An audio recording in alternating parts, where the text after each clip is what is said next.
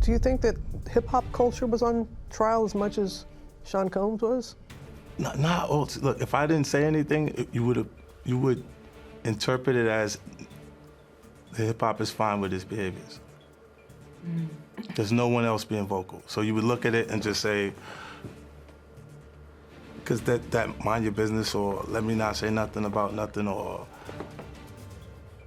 those things, it would allow the entire culture to register as if they're for that. 50 Cent just shook the industry again. Word is, he got his hands on exclusive freak-off audio, and some of the voices breaking down in the recordings belong to names folks never expected. Now the internet dragging Bryshere Gray, Usher, and even Justin Bieber back into conversations they probably prayed stayed buried. And if these tapes are real, those old industry mentorship stories might have been something way darker all along. What really got the internet shaking wasn't even the rumors anymore, but the emotion in those recordings. Folks saying the audio 50 Cent been teasing don't sound like rich celebrities partying. Nah, people saying it sounds like panic, regret, fear, grown men allegedly breaking down after them late night industry sessions went too far. And once those whispers started spreading, 3 names immediately got dragged back into the spotlight: Bryshere Gray, Usher, and Justin Bieber. Now pause for a second, because that combination right there got people looking at Hollywood completely different. Cause Bryshere crashing out online, Justin Bieber's emotional breakdowns, and Usher's old comments about Diddy suddenly don't feel random no more. Folks online connecting dots, saying maybe these stories were never separate in the first place. And according to 50 Cent, this situation way deeper than people realize. He's been hinting that there are tapes, voice recordings, and footage involving industry figures that would completely change how the public sees some of these celebrities forever. Whether that's true or just classic Fifth trolling, one thing for sure, every time he talks, the internet starts digging again. Now let's start with Bryshere Gray, because his story might be one of the darkest turns out of everybody tied to these conversations. People remember Bryshere as the loud, energetic star from Empire. Young dude had the fame, money, attention, everything looked lined up for him. Then suddenly, it all collapsed. Arrests, emotional spirals, public meltdowns, explicit posts online, and behavior fans couldn't even recognize anymore. It's like Uncle Will, you know? Who is best to give you advice? And it's Will Smith, and I'm getting so much good advice. I got my first acting role, Empire, and it's changing my life. And it's like, I'm listening from the greatest, and it's like making me well prepared to work with Taraji and Terrence Howard, you know? And this is where the internet started asking dangerous questions. What exactly happened behind them Hollywood doors? Because Jaguar Wright been claiming for years that Bryshere got pulled into circles he wasn't prepared for. Allegedly, mentorship turned into manipulation. Industry guidance turned into pressure. Then Brother Bilal came out talking about Bryshere privately feeling used, humiliated, and emotionally destroyed after allegedly dealing with powerful figures behind the scenes. They trying to sleep him out so he'll feel too embarrassed to file his lawsuit against Diddy for what Will and Diddy did to him. With Jaden and Justin present, that tape exists.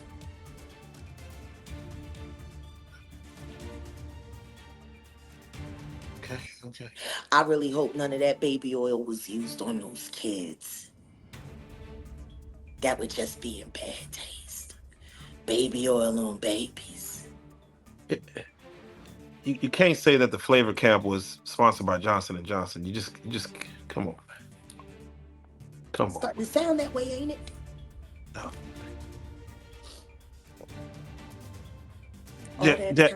All that talent, and and she let Charlie tune that boy up on coke, knowing that he was bipolar and had ADHD. What kind of mother would do that to her son?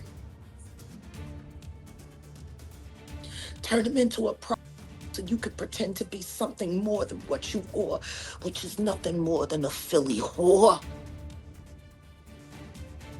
You're a whore. You're a bigger whore they're making your son out to be, that's for sure. Because he didn't have no choice. You was down by all.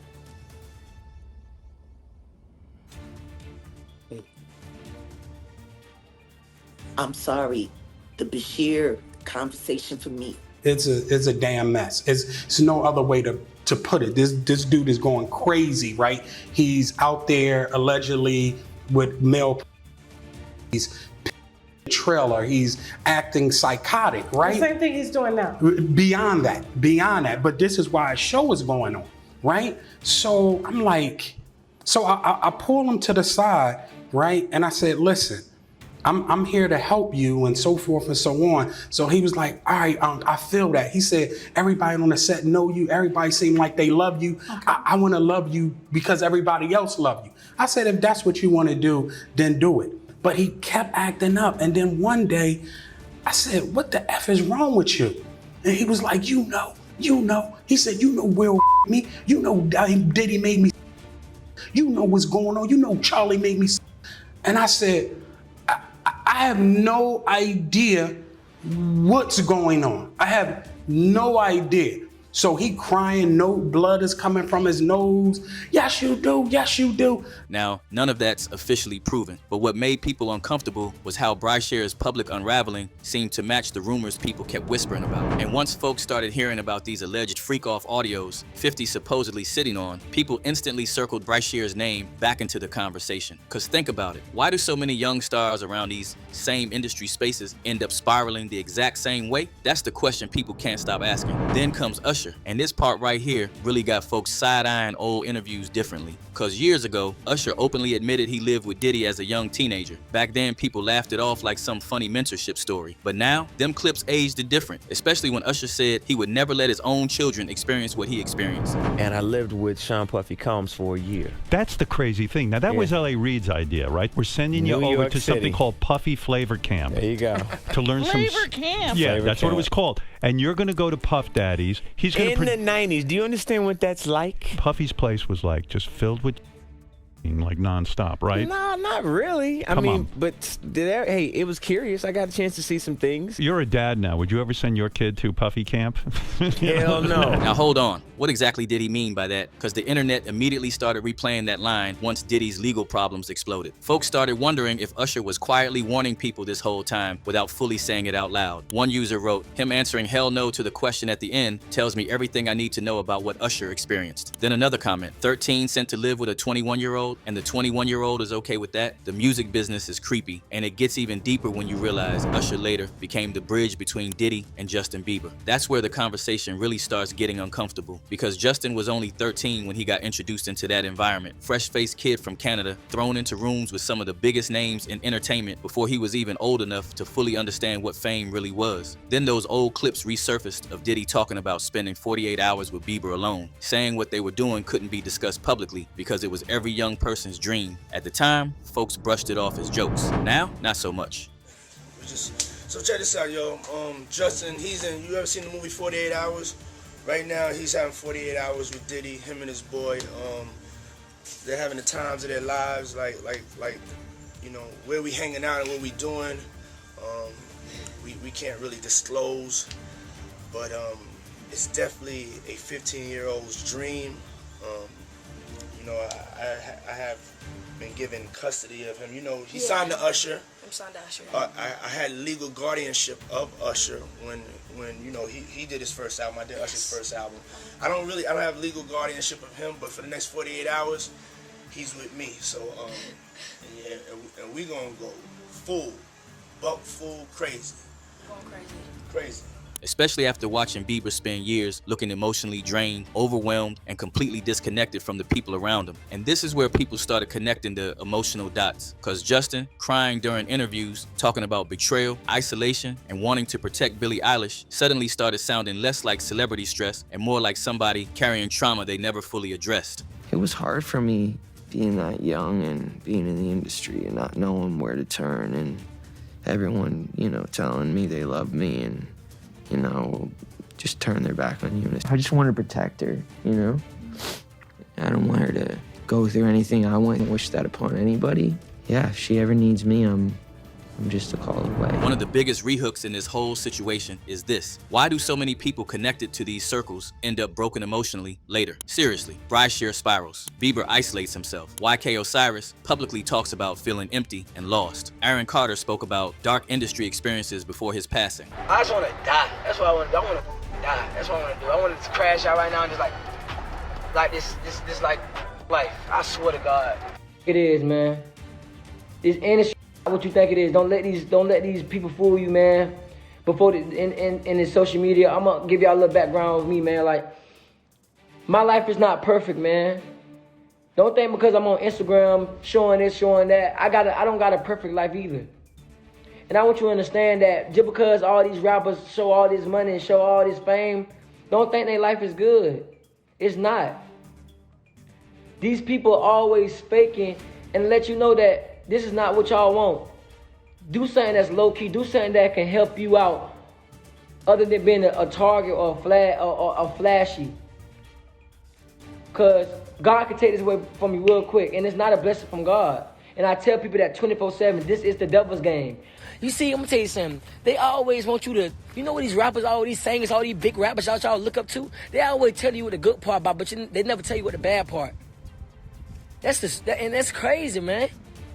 Yeah, they got all this money, but they dealing with emo spirits. They dealing with killing themselves.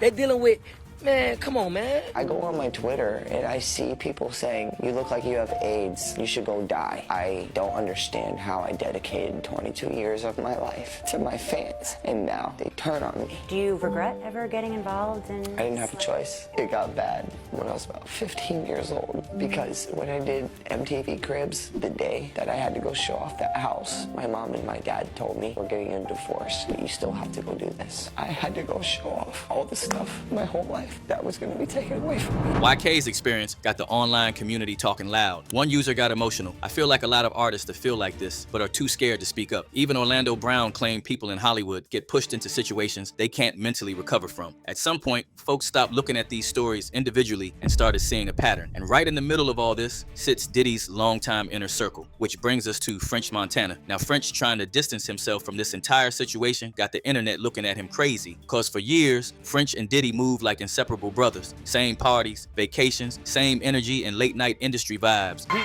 Check this out. My brother started in Africa. Imagine being in Africa. Check it out. With a dream to be a hip-hop star, that's like thinking really, really crazy that he's gonna do that. He manifested that, came from Morocco, came and moved to New York, kept hustling and bustling, got on my radar. I see him, I'm like, I have to have him on the team. We in Vegas, he's like a hot commodity. He's being humble. He makes great music, and that's what we're here for, and that's what it's about. But it's also great to hear, like, when there's certain special artists, and he's a special artist, and he's like my best friend, so I'm gonna always speak love. And some of them clips resurfacing now, man, they not helping French at all. Especially that footage where Diddy looks at French and says, "We gonna make some magic tonight." Back then, people laughed. Today, folks replaying that clip frame by frame, asking what exactly he meant. Then there's that infamous birthday video, French sitting shirtless at the table, looking all oiled up, while Diddy singing happy birthday to him like it's the most romantic moment of his life. The internet absolutely cooked that footage once Diddy's scandals exploded. People started saying that didn't look like normal industry friendship energy. Hey, what's up, buddy? Good morning, buddy. How are you feeling today? Giselle, we right here, baby. Then came the bigger twist. Soon as Diddy's legal issues heated up, French Montana allegedly started moving different. Less public support, more distance, less partying together. Then, out of nowhere, French pops up heavily linked to Dubai royalty. Hi, guys. Captain. Hi, guys. And that's when the streets started talking wild. Folks online saying French might have been looking for protection. Not regular celebrity protection either. We talking elite level connections, because Princess Sheikh Amara ain't just some influencer. Her father is Sheikh Mohammed bin Rashid Al Maktoum, ruler of Dubai and one of the most powerful men on the planet. So naturally, the internet started asking, why would French suddenly lock into royal connections right when Diddy's world falling apart? Coincidence? Maybe. But folks online ain't buying coincidences right now. And according to 50 Cent, people around Diddy allegedly got real nervous once whispers about recordings started floating around privately. Again, nobody publicly confirmed these audios exist, but the panic online tells its own story, because every time another old clip resurfaces, somebody starts crashing out online trying to defend themselves before anybody even accuses them directly. Look at Meek Mill. The moment those leaked audio rumors hit, Meek immediately started going off online, blaming bots, AI, smear campaigns, everybody except the actual rumors themselves. What? Yo, wait a minute. Wait, outside, what's up? Yeah, y'all already know how we playing out. Let's real go. life. Real life. Nigga, no Diddy gang, Meek Mill in real life. Don't ever disrespect me, you Talk heard? that shit, Meek, yeah, Meek. Then, old videos resurfaced of Diddy calling Meek daddy in public. Again, maybe jokes, but in today's climate, the internet don't see it that way anymore. There's also the matching outfit site, and this whole thing got even messier once people started revisiting those luxury parties, yacht trips, private villas, and mentorship relationships differently. Hey, what's up, King Son? Man, you doing it, man. You deserve it, Daddy. You putting in that work. Proud of you. I love you. Suddenly, folks wondering if these artists were really friends or if some of them were trapped in systems way bigger than music. That's the broader conversation happening now. Who gets protected? Who gets exposed? And who stays silent because speaking might destroy everything they built? That's why these alleged audios got people so uncomfortable. Because if grown men are really crying in these recordings like insiders claim, then maybe the public version of Hollywood has been faked this whole time. And honestly, that's what keeps people glued to this story. Not just the celebrities, but the possibility that fame itself comes with hidden rooms nobody talks about publicly. Now, another reason this conversation refuses to die is because of how many people keep overlapping. Diddy, Usher, Justin Bieber, French Montana, Meek Mill, Bryshere Gray, YK Osiris. Even Will Smith's name keeps getting dragged into similar conversations involving mentorship, emotional damage, and young stars unraveling later. At some point, people stop calling it coincidence, and the silence from certain celebrities only keeps making folks more suspicious. Because if all these rumors completely fake, why does every old clip suddenly feel uncomfortable now? Why do so many former industry friendships look strange in hindsight? And why do so many young stars connected to these same circles eventually look emotionally exhausted? That's what people keep debating online every single day. Now, whether 50 really got these alleged recordings or he just knows how to psychologically troll the industry better than anybody else alive, one thing undeniable, every time he speaks, the internet starts pulling old receipts back out. And the more clips people revisit, the darker these stories start looking, especially when the same names keep appearing over and over again. At some point, you gotta ask yourself, why do all roads keep leading back to the same rooms, same parties, and same people? And if these alleged recordings ever fully leak, would Hollywood even survive the fallout? Or would it finally expose how deep this whole culture really goes behind them closed doors? Drop your thoughts below, and don't forget to like, subscribe, and check out our next video on the end screen.